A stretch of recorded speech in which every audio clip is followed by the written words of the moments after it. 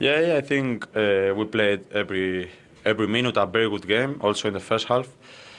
But we came 1-0 down in the first half, and then we said, let's keep pushing because we are playing a good game. And then finally I can score, Rasmus also, and we won the game. It's the most important. When you conceded that goal, you only had 10 players on the pitch just before the break. Did that provoke anger in the dressing room and wanting to fight back from that? Yeah, we were a little bit angry because we were 10 players, also out of time a bit, so we conceded this goal. But I said before, we came to the first half in the changing room and we said we have to keep playing like this because we are doing a very good game. We have to fight for each other, and then we come back the game. You had so many chances in the first half and you could feel the atmosphere in the stadium every time you pushed forward. In the second half, was there more urgency from the team as well? Yeah, I think I played a very good first half, but I missed the chances, and to score is, you can play good, but then if you don't score or you don't win, it's the most important, no? So, but same second half, we start and I score quick, and then the mentality is more different. You are now with more confidence, and I think we play good. Rasmus also incredible goal, so we are very happy. What does this do? Because there has been a lot of negativity so far this season at Manchester United, but what does this performance, this result do now in terms of momentum, confidence, belief? Yeah, it's a very important good game, because also the fans deserve a win now.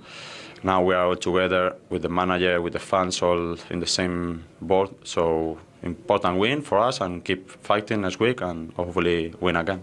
Nice one. Thank you very much. Thank you. Thank you. And so for the second season in a row, Manchester United come from behind to beat Brentford at Old Trafford. Let's have a look at the way they got back into it, Tim. 90 seconds into the restart, and Garnacho with a brilliant finish. Yeah, Marcus Rashford makes a wonderful pass there. He just delivers it to the far post. He comes on, he watches it all the way. He's got a good sighting of it. The timing of his run is fantastic. He just steadies himself, and it's wonderful technique, Jay.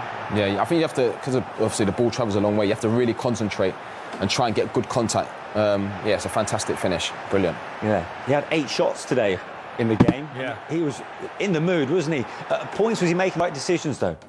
No, when he gets on the left-hand side, time and time again, you see him do the same thing, and he hits one with his left foot, and he's always seemed to be laying back, and he hits it high and wide. He needs to get 50 balls every single day on that left-hand side and maybe chop back onto his right, Thierry Henry, bottom corner. He needs to practice. He can still develop, this boy, because he has got talent. He is a real threat. He has got the pace. But at the start of the second half there, they really put pressure on because the sun was in the goalkeeper's eyes, wasn't it? Yeah. They were shooting from everywhere. So I think he struggled to see that anyway, but I'm not sure he would have saved it.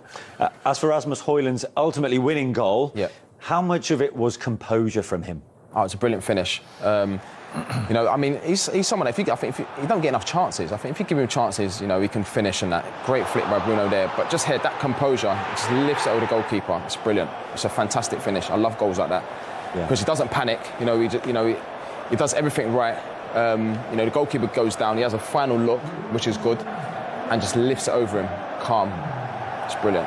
But I think, if you give him chances, he'll score, because he's a good finisher. Yeah, and the big thing here, Tim, let's not forget, United struggled in front of goal in recent games. Yeah. They've gone over 5 hours without scoring in the league, so having 2 of their forwards scoring today, that's going to mean a lot to Ten Hag. Major positive, yeah. Hopefully they can get some confidence. We see it happen with Tottenham, with Johnson, and I just think they're capable. With the confidence, I think this boy needs the chances. They need to create more, need to get the ball forward, pass it forward quicker, give him some chances and let him get on a run.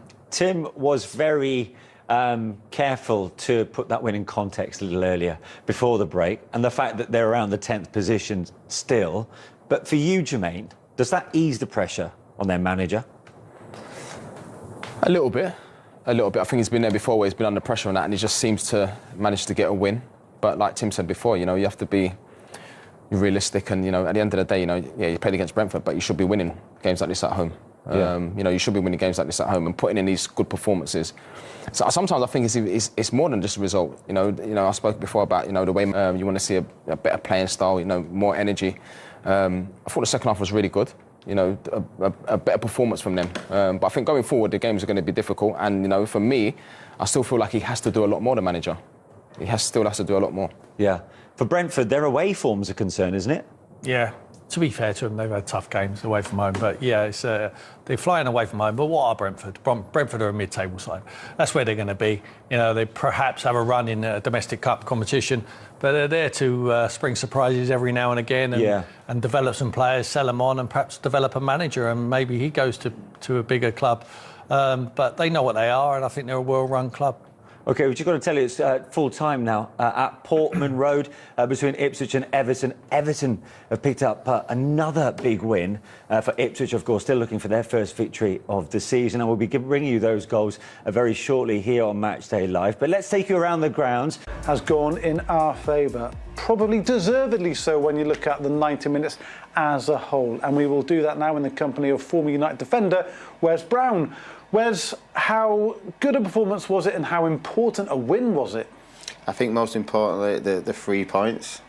It was a game where there was a lot of pressure on the team, the manager, the players, to get a result. And today, you know, considering we went 1-0 behind just before the full half-time, you know, it was a great comeback. You know, good mentality from the lads to keep themselves in the game and pretty much get themselves back in the game from the second half. So yeah, very good result. The manager would be happy with that, and now we can kick on from there. But it was a game where, you know, you could get a Brentford team that could turn up and give you really big problems. But I thought overall in the whole game we did very well. Where do you stand on the Brentford goal? Because I do understand by the letter of the law the officials had to remove De Ligt from the pitch because the blood was pouring out of that nasty head wound he received early on in the game.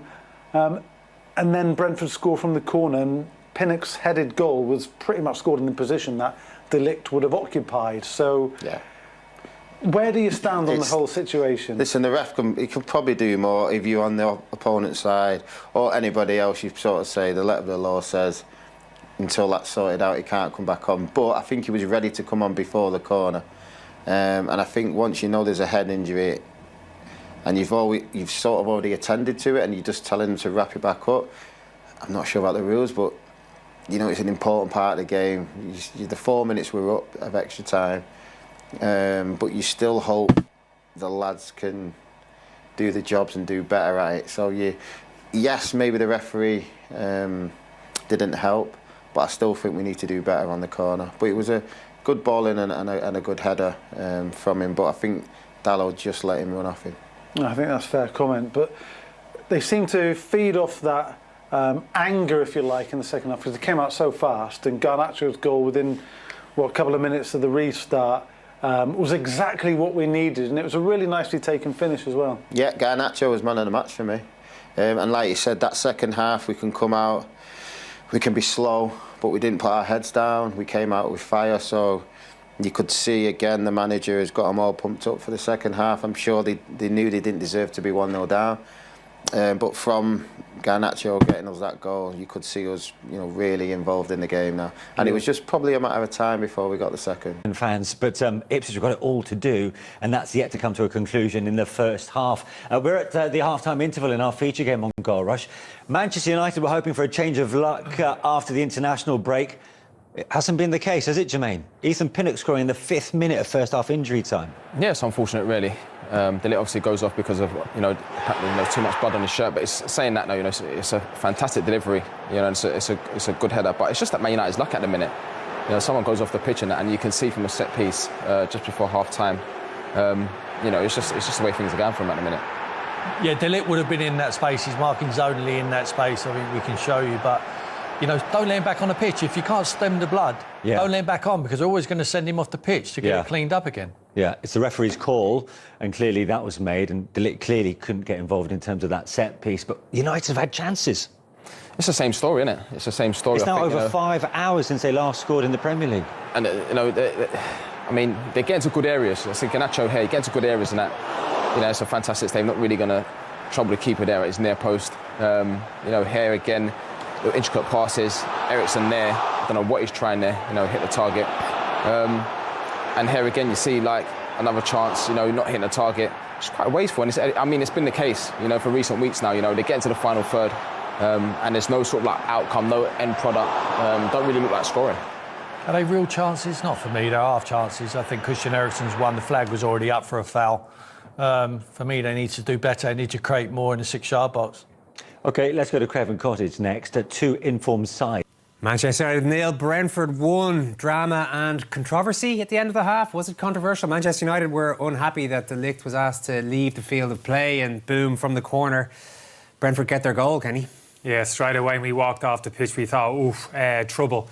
Yeah, I think it's a bit of a job's worth here. The referee, technically, yeah, there's blood there, get him off the pitch. There's 30 seconds to go. He's carried his injury for most of the half. I would have loved to have seen him just let him play on till the half-time. That said, brilliant from Brentford, excuse me. Ball delivered into exactly the right area that you want. But again, you have to question the Manchester United defending. Dalot and Hojlund are the two players responsible. Look at them, Pinnock and Nathan Collins. And it's Diallo. Spoke about him before the game. His shadow of the player he was last year. This ain't good enough. Look at him. He's touch tight with Pinnock. Little check move to the near post. That's too easy. That's awful. Powder puff defending. This is awful from Dallo. Look at this. That, like, regardless of controversy with the blood, whatever, that is unacceptable. And same thing happened at Tottenham. You cannot defend like that from a set play when you're designated a player. No, I disagree with Kenny. There's a significant amount of blood there. I don't think the referee has a choice, because you have to remember the referee has an assessor up above. If he lets him stay on the pitch there, he might get reprimanded. Kenny, I take your point, but he might get reprimanded. That amount of blood, it's not a little nick and a tiny speck of blood. That is hemorrhaging blood. The wording is really clear. Any player bleeding from a wound must leave the field. That's of play. significant. They may not return until the referee or fourth official is satisfied the bleeding has stopped. You couldn't be satisfied the bleeding. The team had a couple of goals at it. I didn't think there was much there. The decision was for me when he had the injury initially. That's when. Look at the amount of blood that's in. Yeah, we've all, myself and Dan, we've all suffered head injuries during the game. When he suffered the injury originally, that was the decision for me when the medical staff had to say, get him down the tunnel. You're going to be around for 5 or 10 minutes. Let's get this thing stitched up, bandaged. They were without him, and they couldn't last 30 seconds till it went in. Either which way. They have to readjust. It's life. It happens. They have to readjust. No one filled the hole. Casemiro didn't. I think Casemiro could have dropped a little bit. He was too far outside the post. But my God, Dalot has got to do a better job there. What about the job that the Man United midfield has done? You singled out Eriksen and Casemiro before the game. Have they struggled? Look, they've struggled. And this is why I want to... The two of them there, Casemiro, Eriksen, gone the high press. Brentford beat it. Look at Eriksen here. So when I use the term, and I've used it several times, no legs, you can't run, that is why you can't go from one end of the pitch to the other without anyone laying a glove on you. Johnny Evans here, protecting himself, so he drops off. All of a sudden the ball gets played into feet, can't react. Then he's in no man's land and gets played around. The next one coming up here is a ball up the top. Two midfield players, can't get near. What's a knockdown? They have got to be swarming that area. You just cannot keep... This is actually where De Ligt picked up the injury. Yeah. Here, look, where Damsgaard just drops the shoulder. One pass, takes the two of them out of it. Look at the two of them in the centre of the pitch recovering. Look at this. Damsgaard has turned a 5-yard deficit into a 5-yard gain on Casemiro. Another little ball. Casemiro can't move his feet, can't get near it. Johnny Evans doesn't want to come out. So I just wanted to put in... Sorry, this is the last one here where just plays it by Eriksen. Look at Casemiro in the middle of the pitch on his own here. He cannot deal with those spaces. So I just wanted to put a visual representation of what it looks like, because I use the term all the time, no legs, can't run. Yeah. You will not win games of football with two central midfield players like that. I can't add to that, but this is it. This is the reality of the situation. You've got to try and fix that. Garte's sat on the bench. You've got to get him onto the pitch, but they're so short in there. This was a team that was dominating possession for 85% of the game. You could maybe suffer it, but they're not. They've had the majority of possession of the ball, Brentford. And when they give up the ball, United, you worry. 1979 was the last time Manchester United lost 3 league games in a row at Old Trafford, so some more unwanted history could be on the way unless they turn it around after the break.